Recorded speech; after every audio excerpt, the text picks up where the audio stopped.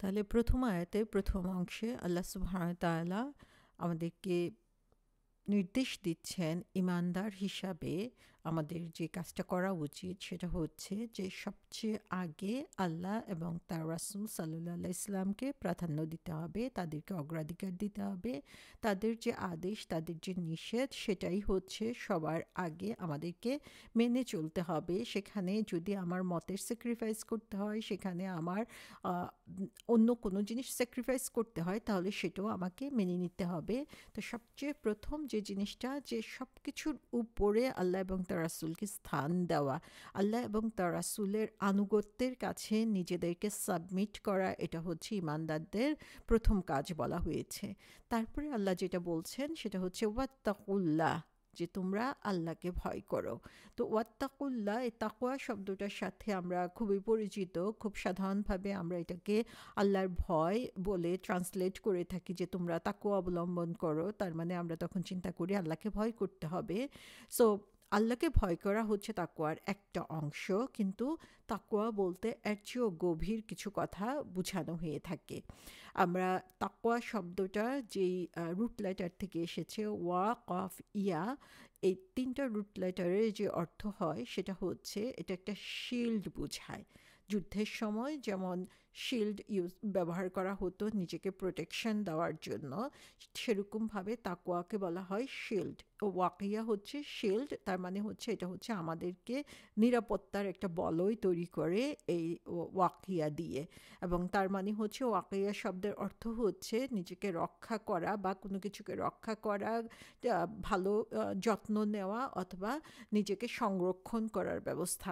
তাহলে তাকওয়া শব্দটা দিয়ে আসলে শুধুমাত্র আল্লাহর ভয়কে বোঝানো হচ্ছে না, আল্লাহর ভয়ের সাথেও যে জিনিসটা বোঝানো হচ্ছে সেটা হচ্ছে নিজেকে রক্ষা করা। কোন জিনিস থেকে রক্ষা করা? আল্লাহর রাগ হতে নিজেদেরকে রক্ষা করা, আল্লাহর অসন্তুষ্টি থেকে নিজেদেরকে রক্ষা করাকেই তাকওয়া বলা হচ্ছে। আমি আল্লাহকে ভয় পেতে পারি, ভয় করে চুপ করে বসে থাকলাম সেটা না, বরং আল্লাহ যাতে অসন্তুষ্ট না হন সেটার জন্য আমাকে প্রোঅ্যাক্টিভ হয়ে কাজ করা, সেটাকেই তাকওয়া বলা হচ্ছে।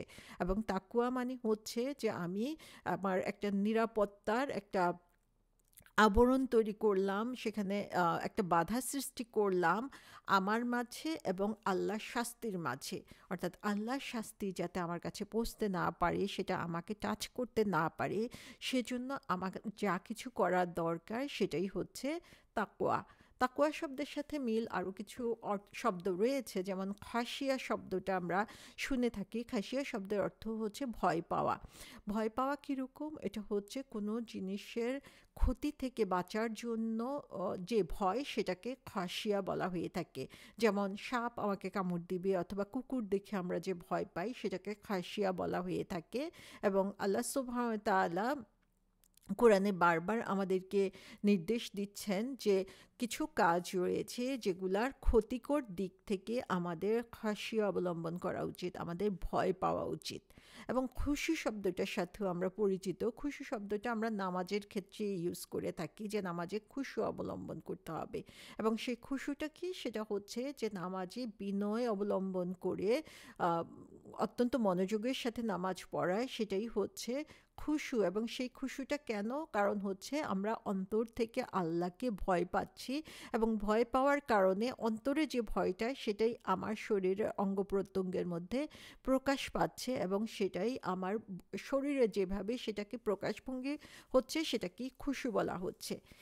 এবং এগুলোর সাথে মিলিয়ে আমি যদি তাকওয়ার কথা চিন্তা করি, তাহলে তাকওয়া হচ্ছে এমনভাবে আল্লাহকে ভয় করা যে আমি নিজেকে রক্ষা করে চলবো সার্টেন ভয় বা সার্টেন কনসার্ন থেকে নিজেকে বাঁচিয়ে রাখার জন্য যে ধরনের সাবধানতা অবলম্বন করা উচিত, সেটাকে তাকওয়া বলা হচ্ছে। যেমন আমি আমার ঘরে যখন অবস্থান করছি, তখন চোর অথবা ডাকাতের হাত থেকে নিজেকে রক্ষা করার জন্য কি করছি? আমরা সর্বাধুনিক লক ইউজ করি, তালা ইউজ করি, যেটা হচ্ছে বেশি প্রোটেকশন দিবে সে ধরনের লক আমরা ইউজ করে থাকি। তো এটাই হচ্ছে তাকওয়া, যে আমি ভয় পাই যে চোর বা ডাকাত আমার ক্ষতি করবে, সেই ভয় থেকে বাঁচার জন্য আমি একটা অ্যাকশন নিলাম। সো তাকওয়া বলতে এটাই বোঝায় যে আল্লাহর যে শাস্তি, সেই শাস্তির ভয়ে আমি নিজে কিছু অ্যাকশন নিলাম, নিজে কিছু কাজ করলাম, নিজে কিছু প্রিকশন অথবা সাবধানতা অবলম্বন করলাম, যার কারণে আমি দুনিয়াতে এবং আখিরাতে সেই কাজের যে ক্ষতিকর দিক সেটা থেকে নিজেকে রক্ষা করতে পারবো। তো আল্লাহ বলছেন ওয়াত্তাকুল্লাহ, তোমরা আল্লাহর ব্যাপারে এরকমভাবে সাবধান হও, আল্লাহর ব্যাপারে এরকমভাবে ভয় পাও।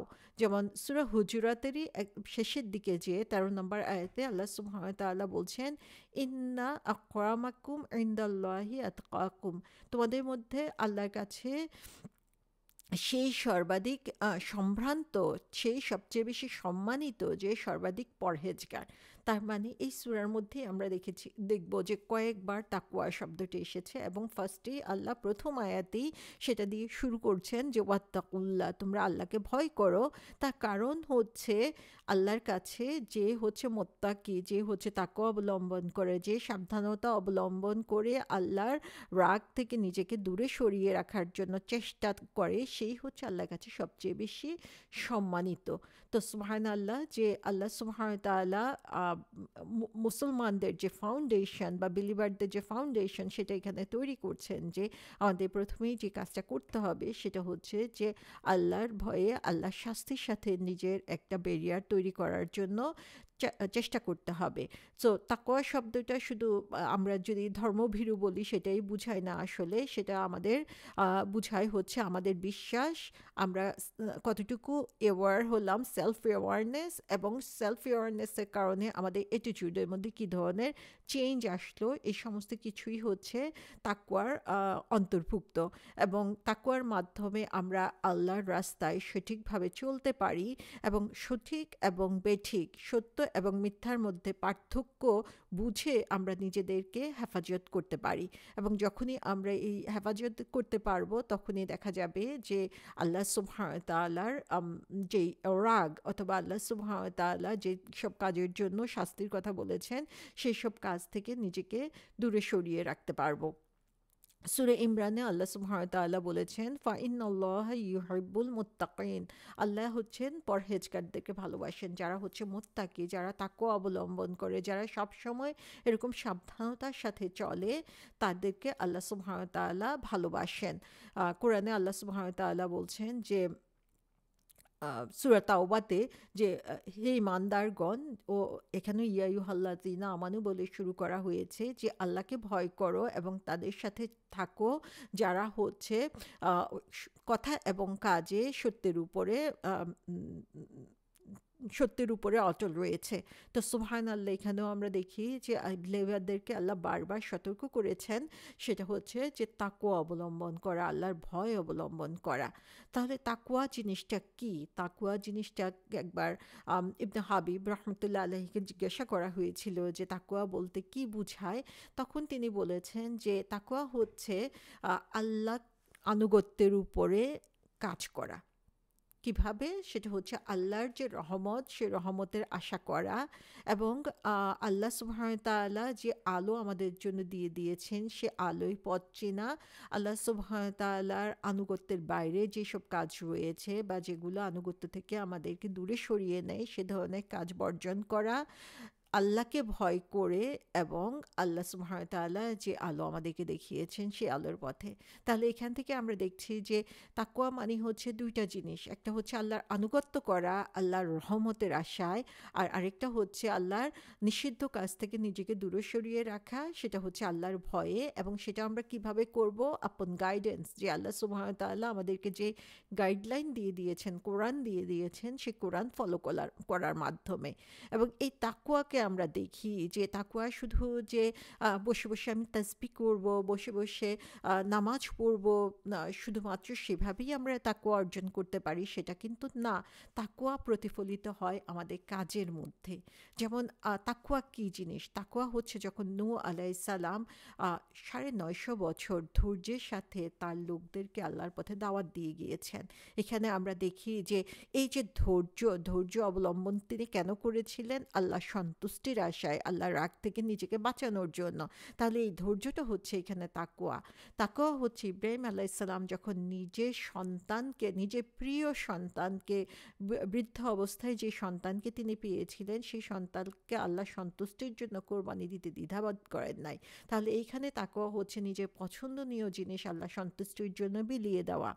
তাকওয়া হচ্ছে ইসমাইল আলাইহিস সালাম যখন আল্লাহর সন্তুষ্টির জন্য নিজেকে স্যাক্রিফাইস করতে প্রস্তুত হয়ে গেল, অর্থাৎ নিজের জীবনের চেয়েও আল্লাহর সন্তুষ্টিকে প্রাধান্য দেওয়া, সেটা হচ্ছে তাকওয়া।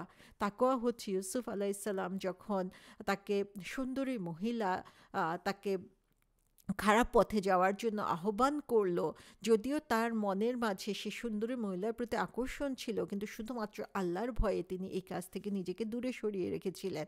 তাহলে দুনিয়ার এই লোভ লালসার হাতছানি থেকে নিজেকে বাঁচিয়ে রাখা হচ্ছে তাকওয়া। তাকওয়া হচ্ছে মুসা আলাইসাল্লাম এবং হারুন আলাইসাল্লাম যখন সাহসের সাথে ফেরাউনকে আল্লাহর ইবাদতের জন্য ডেকেছিল, এই সাহস হচ্ছে তাকওয়া। তাকওয়া হচ্ছে রাসূল সাল্লাল্লাহু আলাইহি সাল্লাম যখন রাত্রে নামাজে দাঁড়িয়ে আল্লাহর কাছে কেঁদেছেন তার গুনাহ মাফ হওয়ার জন্য। সুবহানাল্লাহ। সো তাকওয়ার হচ্ছে বিভিন্ন রূপ রয়েছে, কিন্তু উদ্দেশ্য একটাই, সেটা হচ্ছে আল্লাহর সন্তুষ্টি লাভ করা এবং আল্লাহ অসন্তুষ্টি থেকে নিজেকে দূরে সরিয়ে রাখা। তো আল্লাহ সুবহানাহু ওয়া তাআলা এখানে বলছেন যে তোমরা তাকওয়া অর্জন করো, আল্লাহকে ভয় করো। ওমর রাদিয়াল্লাহু আনহুর জীবনের ঘটনা তাকওয়ার জন্য খুবই সুন্দর একটা এক্সাম্পল আমরা সবসময় শুনে থাকি, যেখানে বলা হয়েছে ওবাই কে জিজ্ঞাসা করা হয়েছিল যে ওমর রাদিয়াল্লাহু আনহুকে জিজ্ঞাসা করা হয়েছিল যে তাকওয়ার ব্যাপারটা কি বুঝিয়ে দেওয়ার জন্য। তখন ওবাইর ওমর রাদিয়াল্লাহু আনহুকে বলল যে তুমি কি কখনো কাঁটাযুক্ত পথ পাড়ি দিয়েছো, কাঁটাযুক্ত পথে হেঁটেছো? তখন ওমর রাদিয়াল্লাহু আনহু বললেন যে হ্যাঁ, হেঁটেছি। তখন ওবাই রাদিয়াল্লাহু আনহু বললেন যে তাহলে কিভাবে তুমি সেই পথে হেঁটেছো, সে যে পথে হচ্ছে চারদিকে কাঁটা বিছানো বা চারদিকে কাঁটা রয়েছে? তখন ওমর রাদিয়াল্লাহু আনহু বললেন যে আমি আমার কাপড়কে এমনভাবে গুটিয়ে নেই এবং এমন সাবধানতার সাথে চলি যে যাতে আমার গায়ে কাঁটা না লাগে, আর যদি কোনো কাঁটা লেগেও যাও তাহলে কি হবে, সেটাকে আমি খুলে ফেলে দিব। তখন ওমর রাদিয়াল্লাহু আনহু বললেন যে এটাই হচ্ছে তাকওয়া। তো সুবহানাল্লাহ, যে তাকওয়া মানে হচ্ছে দুনিয়ার জীবনে চলতে গেলে চারপাশ থেকে আমাদের যে হাতছানি আসবে, আহ্বান আসবে, আমাদেরকে যে বিভিন্ন বাধা অতিক্রম করতে হবে শুধুমাত্র আল্লাহ সন্তুষ্টির জন্য, সেখানে আমরা সাবধানতার সাথে চলবো। এবং যদি কখনো কোনো বাধার মুখে আমরা পড়ে যাই অথবা কোনো হাতছানির মুখে পড়ে যাই, তখনই সেটাকে দূরে সরিয়ে দেওয়ার জন্য চেষ্টা করব। সেটাই হচ্ছে তাকওয়া। সো এই তাকওয়া হচ্ছে আল্লাহ সুবহানাহু ওয়া তাআলা সিরাতুল মুস্তাকিম, অর্থাৎ আল্লাহ সেই যেই সহজ সরল পথ, যেই পথে গেলে হচ্ছে সফলতা রয়েছে, সেই পথে যাওয়ার জন্য আল্লাহ সুবহানাহু ওয়া তাআলা আমাদেরকে বলছেন যে ওয়াত্তাকুল্লাহ, তোমরা আল্লাহকে ভয় করো। যখন তোমরা তোমাদের উপরে যে অব্লিগেশন রয়েছে, যে দায়িত্ব রয়েছে, ফরজ পালনীয়, অবশ্য পালনীয় কাজগুলো রয়েছে, সেগুলো করার ব্যাপারে, আবার যখন তোমরা গুনাহ থেকে নিজেকে অ্যাবস্টেইন রাখো, নিজেকে দূরে সরিয়ে রাখো, সেগুলোর ব্যাপারেও তোমরা আল্লাহকে ভয় করো। এবং আল্লাহ সুবহানাহু ওয়া তাআলার এই ভয় শুধুমাত্র কিন্তু ভয় থেকেই আসে না, সেটা হচ্ছে ভালোবাসার সাথে আসে।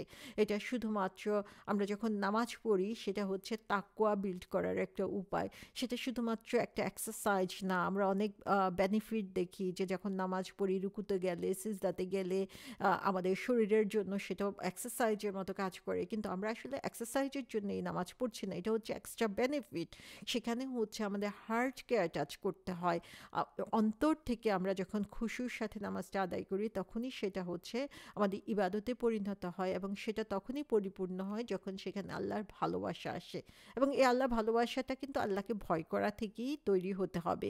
সো যে কোনো ইবাদত আমাদেরকে কেন করতে হবে, সেটা হচ্ছে আল্লাহর ভালোবাসার উদ্দেশ্যে। আমাদের একটা আশা থাকবে আল্লাহর কাছ থেকে পুরস্কার পাওয়ার, আমাদের একটা ভয় থাকবে আল্লাহর শাস্তি থেকে বাঁচার। তাহলে আশা এবং ভয়, এই দুইটা মিলে আল্লাহর প্রতি যে ভালোবাসা তৈরি করে, এর পুরোপুরি সমন্বয়ই হচ্ছে তাকওয়া। তো তাকওয়া আমরা এই যে তাকওয়ার কথা আমরা জানলাম যে তাকওয়ার কত ধরনের বেনিফিট রয়েছে, আসলে অসংখ্য বেনিফিট রয়েছে। আমরা যখন নিজের মাঝে এটাকে প্রতিফলিত হতে দেখব, তখনই দেখতে পাবো যে নিজের মাঝে কী ধরনের চেঞ্জ আসছে। তাকওয়ার সবচেয়ে বড় যে দিক সেটা হচ্ছে এটা আমাদের ক্যারেক্টার বিল্ড করতে সাহায্য করে। যখনই আমরা এরকম আশা এবং ভয় নিয়ে আল্লাহকে ভালোবেসে আল্লাহর ভয়ে আমাদের জীবনকে অতিবাহিত করার জন্য চেষ্টা করব, তাহলে দেখব আমাদের চরিত্রের মধ্যে এটার একটা ছাপ পড়েছে। কারণ তাকওয়া হচ্ছে সেলফ রিয়েস্ট্রেন্ট, যে নিজেকে বাঁচিয়ে রাখা, নিজেকে আগলে রাখার একটা উপায়। কারণ সেখানে আমি প্রতিটা ব্যাপারে আল্লাহকে ভয় করার চিন্তা আমার মধ্যে আসবে। প্রতিটা ব্যাপারে আমি চিন্তা করব যে আখিরাতে যে আল্লাহর কাছে আমাকে অ্যাকাউন্টেবল হতে হবে, আমাকে জবাবদিহি করতে হবে। আল্লাহর কাজ করার সময় আল্লাহর সন্তুষ্টির আশায় আমি ধৈর্য ধারণ করব, নিজেকে কন্ট্রোল করব। হয়তো আমার খুবই ইচ্ছে করছে একটা কাজ করার জন্য, সবাই করছে, আমি করতে পারছি না, শুধুমাত্র একটা কারণে, সেটা হচ্ছে আমি আল্লাহকে ভয় পাই। এবং এ কারণেই দেখা যাবে যে আমি নিজেকে একটা ডিসিপ্লিনের মধ্যে আনতে পারবো, যে আমার লাইফটা সুন্দর একটা নিয়মের মধ্যে পরিচালিত হবে। আল্লাহর আনুগত্যের ক্ষেত্রে আমি এগিয়ে যাব, আমার অন্তর পরিশুদ্ধ হবে এবং আমি একজন রেসপন্সিবল পার্সনে পরিণত হব। তো একজন মানুষকে আসলে আমূল চেঞ্জ করে দেয় তাকওয়া, যদি আমরা সেটা সঠিক চর্চা করতে পারি।